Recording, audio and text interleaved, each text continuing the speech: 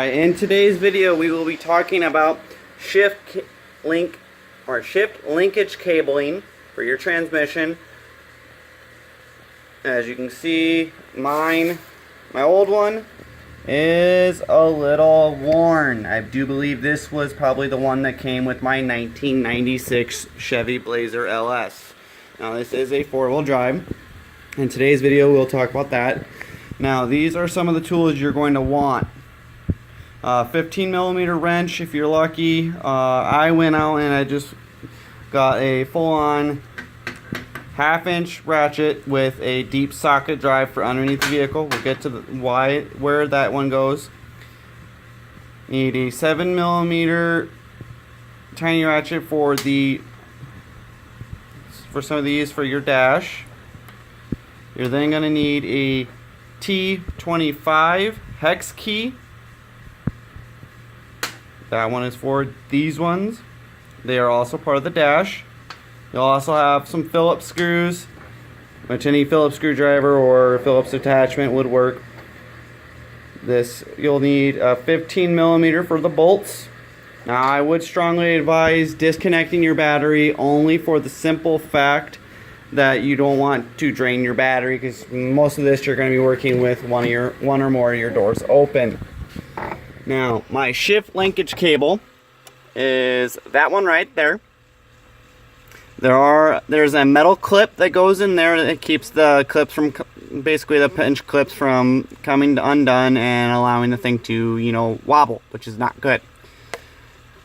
You'll watch the cable goes along the back wall. There is a clip holding it, that is that white clip, which then goes underneath your carpeting, which goes right there. But I can get the shadow out of the way. Alright, so first part of this video is I will show you how to access that from inside the vehicle. Now, here you're going to see there's some trimming that's missing on my vehicle. I did remove the trimming so I can get to the bottom part of the carpeting. Watched a few videos where someone did this without removing the seat and some that did remove the seat. You'll notice the 15mm bolts and nuts I showed you, they actually go on my seat. That way I can just lift the seat back. One of the plus sides, if you're a clean freak, you'll be able to notice all the mess that you did miss. That is inside the vehicle. Now, here is the dash as it allows me to take it off. There are lower parts, and then you'll be able to take the OBD2 sensor off. Well, just the attachment, I should say, the plug. And we're going to go underneath the vehicle. You'll see that is where it comes in from the bottom. Goes all the way around. And then here is where you need the 15mm deep socket down here. Because I have that one and that one to remove this metal shield, because the cable goes underneath. Which then comes up over here and allows for it to tell it to go into park, reverse, neutral, drive, overdrive, first and second. Technically not in that order, but I did just basically let you know about that.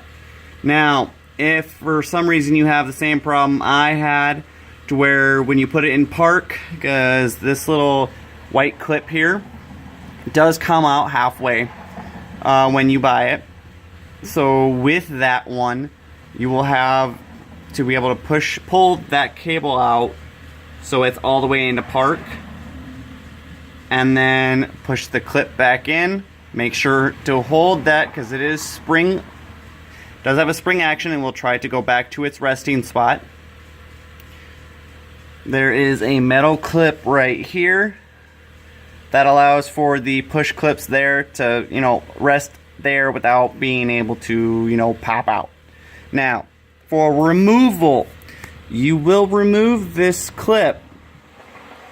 Then you'll be able to pinch this and push to the back of the vehicle, as long as this has been disconnected. If this is disconnected, which for me, I had to use a flathead screwdriver to pry underneath there and pop it off. Once that's popped off, you can then just move this from neutral, reverse to park, park is at the front of the vehicle, first is at the back of the vehicle. Now, if you're like what I had, where I could not go into park at all, what you would do is you would actually put your vehicle in neutral. For me, I have my vehicle up on jack stands, so the front tires are off, and I have my back tires chalked with pieces of wood that I had in my yard. So that way it would not move. I'm also on a level ground, so it wouldn't try to move much without those blocks. Those blocks are just so it doesn't move that little bit. Now, it would be in neutral, which is about right here-ish. So you would then just pop it up into park, and then that way the vehicle actually will sit in park. As for the transmission, it will lock the tires. Okay, now the installation was simple enough, to say the least, on the bottom. I did have to make some phone calls to some transmission companies because for whatever reason I didn't have this one out far enough, and I didn't realize.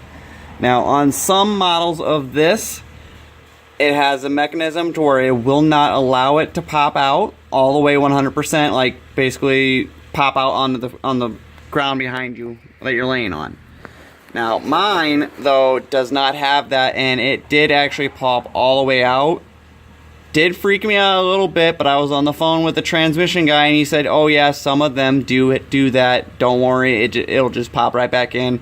Make sure you're holding this one out where you need it for it to be in park, which my advice is go out a little bit from when you have this in park. Just go out a little bit further, so that way when you do lock it back in place, it does try to go back a little bit into a new resting spot, which that is okay.